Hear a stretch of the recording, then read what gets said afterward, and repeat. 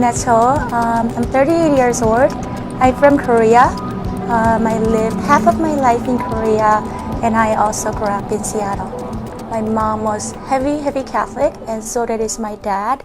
And person who's interested in fashion, living with very strict parents wasn't easy, but I also learned a lot from the things that they told me. Sometimes strict is good, and sometimes it's hard, but it's good and bad, but I kind of appreciate it too. And I think that's what made who I am. Before I made a garment, I used to do origami, and after I did origami, I created that to clothes, like little mini doll clothes. So that's what I used to do when I was little, and then I tried a little bit of ready-to-wear, and then I decided that education is important, so I went to Art Institute of Seattle to learn how to pattern make and things like that. I'm single, I'm living with my parents right now, and with my fashion and be able to express what I want to express, I think I'm influenced from my mom a lot, because my mom, every season she would redecorate the house and do the interior designs completely differently, and she really enjoys that. And I think what I saw her doing, make the houses smell good, such, it has helped me a lot to be who I am right now. What's good and bad would be the same thing. My mom would say that like I have too much imagination. So too much imagination could be good for like inspirations and drawing pictures to my brain and things like that. But sometimes when you're thinking about the positive things, it's good. But there are times that you're scared, and my imagination is very live. So I feel like real things are happening. So it's good and bad. It helps with the fashion, it helps with my illustration, but sometimes when it becomes too animated, and I freak out sometimes, so it's not good. So that's good and bad. I'm passionate about fashion industry because there are so many things that you could explore in fashion industry. You could travel all around the world, and you could just express basically anything that you see. Like anything could be inspiration. The landscape that you see, that's the inspiration. The people that you meet, things that you smell, everything is inspiration. And you are able to express that to a garment, and I think it is just really, really exciting thing. I definitely look at myself as a role model because I see myself the reflection of whatever that I absorb in this world, such as nature. When I look at the nature, for example, like water, then I see the reflection of me. When you look at the water and you stand right there, you see reflection of yourself. Not just water, but anything in the nature. I did about 8 fashion shows in Seattle. One of them I did at the Seattle Art Museum. It was helping for groundbreaking Sankofa. I had a great experience in learning about like how these people get educated. These people who goes to this educational system, some of these kids, they have a hard time understanding math or language. And it was just great experience, and people that I met there and things like that. So I did a lot of fashion, the benefit fashion show, about around 8 of them in Seattle. And currently I also did a fashion show that was sponsored by Miss Vietnam Washington, and 60% of the funds that was raised from the fashion show went to the Philippines for the tragedy that happened in the Philippines. I went to Art Institute of Seattle for fashion design.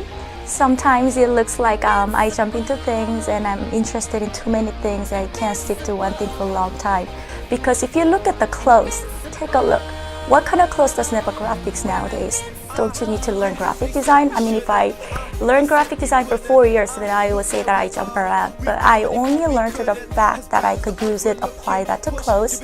And I also learned architecture because some of the architectural stuffs are really useful in fashion. So I studied architecture for 1.5 years at Washington State University, and I'm applying everything to the fashion, which I really, really loved ever since I was little. So the first thing that I did when I was little was keep cutting using scissors all day and cut that much fabric. That's what my mom said. Like she said I would cut mountains of fabrics. I think she's exaggerating, but that's what she said. Yeah, and origami has definitely made who I am, and that's how I see the patterns, clothing patterns. And sometimes when I design and when I try to make a clothes and I get stuck on something, how do I make this? And then I go back and forward papers, and then okay, now I got the pattern. This is how you do it. So a lot of things are self-taught.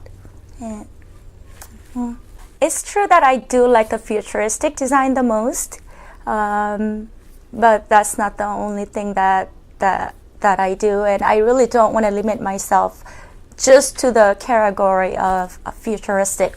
I want to explore like any kind of clothes that I want to explore, and I want to have all the freedom that I could have in this world. Someday I might do the children's wear. Someday I might do the clothing for grandma. It really don't matter. The point that I'm trying to make is I don't want to create any kind of limit in the fashion that I do. I want to be able to express anything that I want, because every day you're a different person. You are the same person, but at the same time, you're a different person as well. Because why? Because we get affected by nature. We get affected by people that we talk to. And air that you breathed yesterday isn't the same air that you're breathing right now. The people change, things change, and how you change, I think that's natural. So I just don't want to stick to one thing.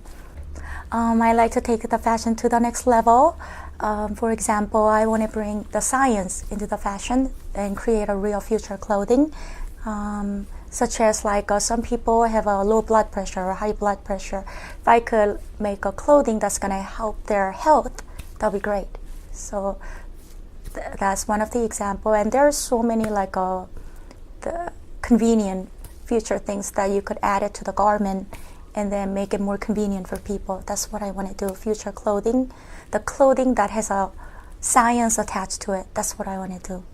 This is one of the garments that I made. My inspiration was a safari, the animals, trees, and forest, and I just went from there, and yeah, that's how I made it. Very simple. The next outfit that I made, my inspiration was leaf. I love leaves. It doesn't always mean that just because it's leaf, it's fall season.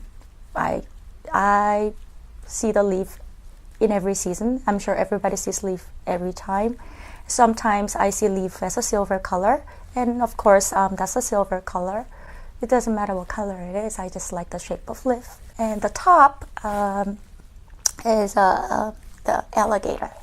So they're kind of different. The feeling of leaf and jungle and alligator, I know that they're a completely different thing, but I sort of like things that like opposite things, and opposites attract. So that's how I did it. The third garment that I did, my inspiration was bird. I like bird. I feel free, feel the freedom, and that's how I made it. Very simple. I think I should be picked because I am unique, adventurous, and I love fashion. I mean, there are a lot of people who love fashion. I know that. But I also have a lot of experience from bottom to top. I was a makeup artist, yoga instructor, learned architecture. I was also a hairdresser one time, even though I didn't stay for so long. I think all of that brought to who I am right now. And I'm very creative, artistic. And I think I belong in the fashion world. And that's the reason why I should be picked. That's it. They can't stop us now. We've come too far. We've worked too hard. We're invincible. Forever. No matter where we are, no matter just how far our paths may lead, we're invincible.